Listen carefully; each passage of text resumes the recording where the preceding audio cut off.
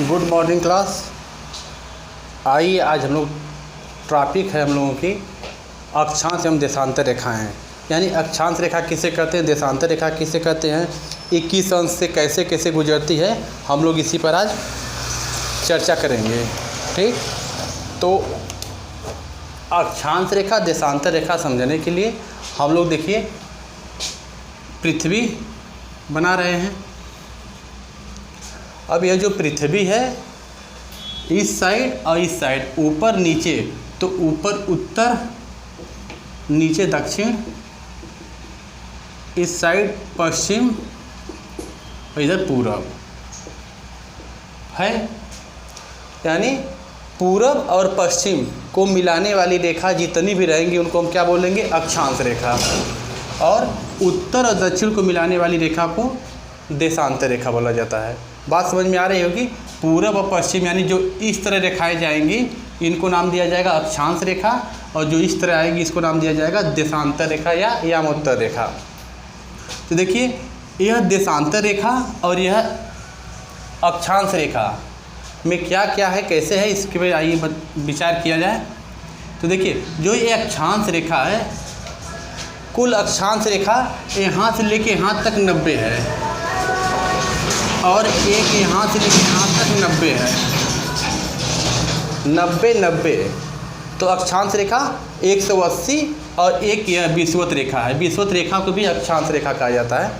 तो कुल मिला जुला के अक्षांश रेखाओं की संख्या कितनी हो गई, 181। तो हम इधर आपको एक साइड अक्षांश रेखा लिख दे रहे हैं, अक्षांश रेखा, एक साइड देशांतर रेखा लिख दे रहे हैं, देशांतर रेखा। अब पूरे धरती पर अक्षांश रेखाओं की संख्या कितनी है, तो जो पूर्व व पश्चिम को मिला रहा है इसको हम बोल रहे हैं अक्षांश रेखा। तो देखिए विषुवत रेखा से यहाँ तक 90 है और यहाँ से लेके यहाँ तक 90 है। तो 90 90 180 और प्लस एक विषुवत रेखा जो है, इसको मिला के कुल 181। तो अक्षांश रेखा की संख्या 181। अब देशांतर रेखा की संख्या जो इस तरह होती है इसे देशांतर रेखा बोलते हैं।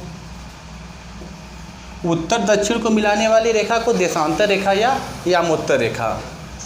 यह क्या है, देशांतर या यामोत्तर रेखा कहा जाता है। और इनको पूर्व पश्चिम को अक्षांश रेखा कहा जाता है। तो अक्षांश रेखाओं की संख्या 181 हो गई और देशांतर रेखा की संख्या यहाँ से लेके यहाँ तक 180 है और यहाँ से लेके यहाँ तक 180 है। यानी ये कितना हो जाएगी, 18 2 36 360। 3 की संख्या 360 है। यानी धरातल पर कुल अक्षांश रेखाओं की संख्या 181 और कुल देशांतर रेखाओं की संख्या 360। ये बात समझ में आ गई होगी। अच्छा, जो पूर्व पश्चिम रेखाएं हैं ये समानांतर चलती हैं। तो अक्षांश रेखाएं क्या हैं, समानांतर हैं। और जो उत्तर दक्षिण चरी ये समानांतर नहीं है। देखिए विषुवत रेखा पर कुछ जगह ज़्यादा है, ध्रुवों पर जाके सट गई हैं, तो यह समानांतर होती हैं, यह समानांतर नहीं है। देशांतर रेखा समानांतर नहीं हो चलती है, अक्षांश रेखा समानांतर है। अब सवाल है, कुछ अक्षांश रेखाएं हैं, कुछ देशांतर रेखाएं हैं जिनको अलग अलग नाम दिया गया जो परीक्षा के दृष्टि से बहुत ही महत्वपूर्ण है। तो जो बीच वाली जो 0 अंश है इसको कहा जाता है इक्वेटर या विषुवत रेखा। विषुवत रेखा या इसको इक्वेटर भी कहा जाता है। अब विषुवत रेखा से 23.5 अंश ऊपर जाएंगे। तो विषुवत रेखा से अगर हम 23.5 अंश ऊपर जा रहे हैं, 23.5 अंश, तो यहाँ पर पड़ती है कर्क रेखा, जिसे ट्रॉपिक ऑफ कैंसर कहा जाता है। ट्रॉपिक ऑफ कैंसर या कर्क रेखा। विषुवत रेखा से नीचे जब आएंगे 23.5 अंश, तो इसे मकर रेखा कहते हैं या ट्रॉपिक ऑफ कैप्रिकॉन कहते हैं। कैप्रिकॉन, ध्यान से समझिए, विषुवत रेखा है, इसे इक्वेटर कहते हैं। विषुवत रेखा के ऊपर 23.5 अंश जा रहे हैं तो उसको कर्क रेखा या ट्रॉपिक ऑफ कैंसर कहते हैं। विषुवत रेखा से नीचे 23.5 अंश आ रहे हैं तो इसको मकर रेखा बोलते हैं या ट्रॉपिक ऑफ कैप्रिकॉर्न बोलते हैं। अब 23.5 अंश से ऊपर जाएंगे 66.5, इसे बोलेंगे आर्कटिक रेखा, आर्कटिक रेखा। और 23.5 अंश जो दक्षिणा है उससे नीचे आएंगे 66.5 अंश पर, तो इसे बोलेंगे अंटार्कटिक रेखा। यह तो मुझको लग रहा है सबको क्लियर हो गया होगा। विषुवत रेखा जो 0 अंश पर, इसको विषुवत रेखा, इसके ऊपर 23.5 अंश पर जाएंगे तो उसे कर्क रेखा या ट्रॉपिक ऑफ कैंसर बोलेंगे। उसके ऊपर जाएंगे 66.5 अंश पर तो आर्कटिक रेखा। उसी प्रकार विषुवत रेखा से नीचे 23.5 अंश आ रहे हैं तो इसे मकर रेखा बोलेंगे या ट्रॉपिक ऑफ कैप्रिकॉर्न बोलेंगे। और 66.5 अंश पर जब नीचे आ रहे हैं तो इसे अंटार्कटिक रेखा बोलेंगे। तो ये कुछ महत्वपूर्ण अक्षांश रेखाएं हैं जिसे अलग अलग नाम दिया गया है। हाँ, एक महत्वपूर्ण इसमें अश्व अक्षांश होता है, अश्व अक्षांश। यह 30 अंश से 35 अंश के बीच जो है इसे अश्व अक्षांश कहते हैं। उत्तरी गोलार्ध में भी यही बात रहेगी और दक्षिणी गोलार्ध में भी 30 अंश से और 35 अंश के बीच जो रहेगा इसे बोलेंगे अश्व अक्षांश। अच्छा, यह जो समानांतर चल रही हैं इनको तो हम अक्षांश रेखा कहते हैं और अलग अलग जगह इनको अलग अलग नाम दिया गया, इसको बता दिए। उसी प्रकार जो उत्तर से दक्षिण की ओर आ रही हैं जिसे यामोत्तर या देशांतर रेखा बोलते हैं, इसका भी कुछ अलग अलग नाम है। इसका अलग अलग नाम देखिए क्या है। जो 0 अंश से आती है, 0 हम यहाँ लिख दे रहे हैं, 0 अंश देशांतर रेखा जो है इसे विश्व का मानक समय कहा जाता है।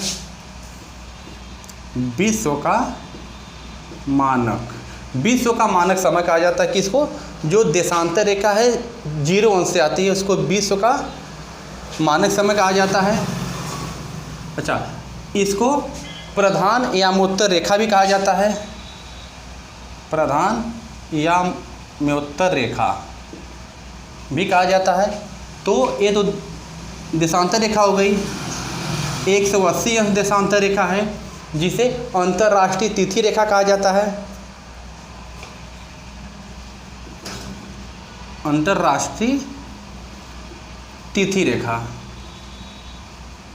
180 अंश देशांतर को अंतर्राष्ट्रीय तिथि रेखा कहा जाता है। 0 अंश देशांतर रेखा को विश्व का मानक समय या प्रधान यामोत्तर रेखा कहा जाता है। एक इसी में 82.5 अंश पूर्वी देशांतर रेखा होती है जिसको भारत का मानक समय कहा गया है। भारत का मानक समय कहा गया है। तो यानी देशांतर रेखा जो उत्तर से दक्षिण की ओर आ रही हैं इसमें हमको 3 महत्वपूर्ण याद रखना है। 0 अंश से जो आ रही है उसको विश्व का मानक समय या प्रधान यामोत्तर रेखा कहा जाता है। 180 अंश जो रेखा है उसको अंतर्राष्ट्रीय तिथि रेखा कहा जाता है और 82.5 अंश जो पूर्वी देशांतर रेखा है उसको भारत का मानक समय कहा जाता है। तो उत्तर से दक्षिण मिलाने वाली देशांतर रेखाओं में 3 याद रखिए, 0 अंश को, 180 अंश को और 82.5 अंश को। और जो पूरब से पश्चिम मिला रही हैं इनको अक्षांश रेखा कहा जाता है, लेकिन इनको अलग अलग नाम दिया गया। कहीं ये विषुवत रेखा है तो कहीं कर्क रेखा है तो कहीं आर्कटिक रेखा है। उसी प्रकार कहीं ये मकर रेखा है और कहीं ये अंटार्कटिक रेखा है। तो अक्षांश रेखा कुछ महत्वपूर्ण उनका अलग नाम है, देशांतर रेखाएं कुछ महत्वपूर्ण उनका अलग नाम है। इतनी बात आपको समझ में आ गई होगी। अगर इतनी बात समझ में आ गई हो तो कुल अक्षांश रेखाओं की संख्या अभी आप देखे हैं 181, कुल देशांतर रेखाओं की संख्या 360। अक्षांश रेखाएं हमेशा समानांतर चल रही हैं, देशांतर रेखाएं देखिए समानांतर नहीं चल रही हैं। 2 अक्षांश रेखाओं के बीच की दूरी 111 किलोमीटर होती है। यानी देखिए दो अक्षांश रेखाएं जो होती हैं उनके बीच की दूरी 111 किलोमीटर होती है। और जो देशांतर रेखा होती है उनके बीच की दूरी में एक समान नहीं, क्योंकि समानांतर है तो इसकी हर जगह दूरी 111 किलोमीटर है। यानी 2 अक्षांश रेखाओं के बीच की दूरी 111 किलोमीटर है। और ये जो देशांतर रेखाएं हैं इनके बीच की दूरी समान नहीं है। विषुवत रेखा पर इसकी दूरी 111.3 किलोमीटर, जबकि ध्रुवों पर जाएंगे तो 0 हो जाएगा, 0 किलोमीटर हो जाएगा। इस बात को याद रखिएगा कि अक्षांश रेखा की दो अक्षांश के बीच की दूरी हमेशा 111 किलोमीटर रहेगी, क्योंकि समानांतर है, और दो देशांतर के बीच की दूरी बराबर नहीं रहेगी, क्योंकि समानांतर नहीं जा रही है। विषुवत रेखा पर इनकी बीच की दूरी 111.3 किलोमीटर और ध्रुवों पर इसके बीच की दूरी 0 किलोमीटर है। इतनी बात अगर आपको समझ में आ गई होगी तो देखिए, जो अक्षांश रेखाएं होती हैं, अक्षांश रेखा जलवायु और तापमान का निर्धारण करती हैं, और जो देशांतर रेखाएं होती हैं यह समय और तिथि का निर्धारण करती हैं। इसको समझिए, जैसे विषुवत रेखा है, इस साइड जो पूरब पश्चिम मिल रही है, ये सब क्या है? अक्षांश रेखाएं हैं। तो अक्षांश रेखाएं अगर अक्षांश रेखा से ऊपर जाएंगे, नीचे जाएंगे, तो यह तापमान और जलवायु का निर्धारण करती हैं। लेकिन यह जो देशांतर रेखाएं हैं, जिनके पूरब और पश्चिम आप जा रहे हैं, तो यह समय और तिथि का निर्धारण करती हैं। दो देशांतर रेखाओं के बीच यदि आप पश्चिम से पूरब जाएंगे तो 4 मिनट का अंतर होता है, यानी एक देशांतर रेखा यह है, अगर इसके पूरब जाएंगे तो 4 मिनट बढ़ जाएगा, उसके आगे जाएंगे तो 4 मिनट बढ़ जाएगा। तो जो ये देशांतर रेखाएं हैं इस समय और तिथि का निर्धारण कर रही हैं, और जो अक्षांश रेखाएं हैं यह जलवायु और तापमान का निर्धारण कर रही हैं। इतनी बात आपको समझ में आ गई होगी। अच्छा, अब इसमें देखिए, यह जो विश्व का मानक समय है और अंतर्राष्ट्रीय तिथि रेखा है, इसका निर्धारण 1984 में वाशिंगटन डीसी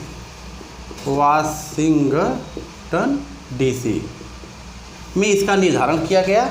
इसको विश्व का मानक समय माना गया, इसको अंतर्राष्ट्रीय तिथि रेखा माना गया, और यह जो है भारत का मानक समय तो है 82.5 है। तो हमको लग रहा है कि आपको समझ में आ गया होगा।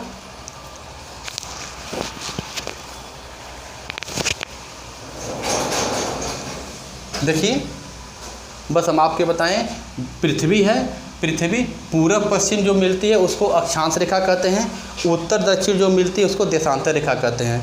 तो कुछ अक्षांश रेखाएं हैं जिनको अलग अलग नाम दिया गया है, जिसे 0 अंश पर विषुवत रेखा, 23.5 अंश उत्तर जा रहे हैं तो कर्क रेखा, 23.5 अंश नीचे आ रहे हैं तो मकर रेखा, 66.5 अंश उत्तर गए हैं तो आर्कटिक रेखा, 66.5 अंश नीचे आए हैं तो अंटार्कटिक रेखा, और 30 से 35 के बीच को अस्वक्षांश कहा जाता है। नीचे भी 30 और 35 के बीच को अस्वक्षांश कहा जाता है। यह तो बात समझ में आपको आई होगी। अच्छा, अब ये तो मतलब अस्वक्षांश है, इसमें 90 उधर 90 इधर, तो 180 हो गई, और एक आपका ये हो गया, तो 181। तो अक्षांश रेखाओं की संख्या 181, देशांतर रेखाओं की संख्या 180 इधर 180 उधर, तो मिला के कुल 360 हो जा रही हैं। अक्षांश रेखाएं हमेशा समानांतर चलती हैं, देशांतर रेखाएं समानांतर नहीं चल रही हैं। ध्रुवों पर इनके बीच की दूरी ज़्यादा है, और विषुवत यानी देखिए, जो विषुवत रेखा है यहाँ इनके बीच की दूरी ज़्यादा है, ध्रुवों पर इनके बीच की दूरी कम हो जाती है। तो विषुवत रेखा पर इनके बीच की दूरी 111.3 किलोमीटर और ध्रुवों पर 0 किलोमीटर, जबकि अक्षांश रेखाओं के बीच की दूरी हमेशा 111 किलोमीटर होती है। अगर इतनी बात अगर आपको समझ में आ गई होगी तो यह तो हम अक्षांश और देशांतर रेखाएं के बारे में बताए हैं। अब यह अक्षांश रेखा और देशांतर रेखाएं किन किन देशों से होकर जाती हैं, भारत में कैसे कैसे किया जाती है, तो इसको हम दूसरे वीडियो में लेके आएंगे। तब तक के लिए धन्यवाद।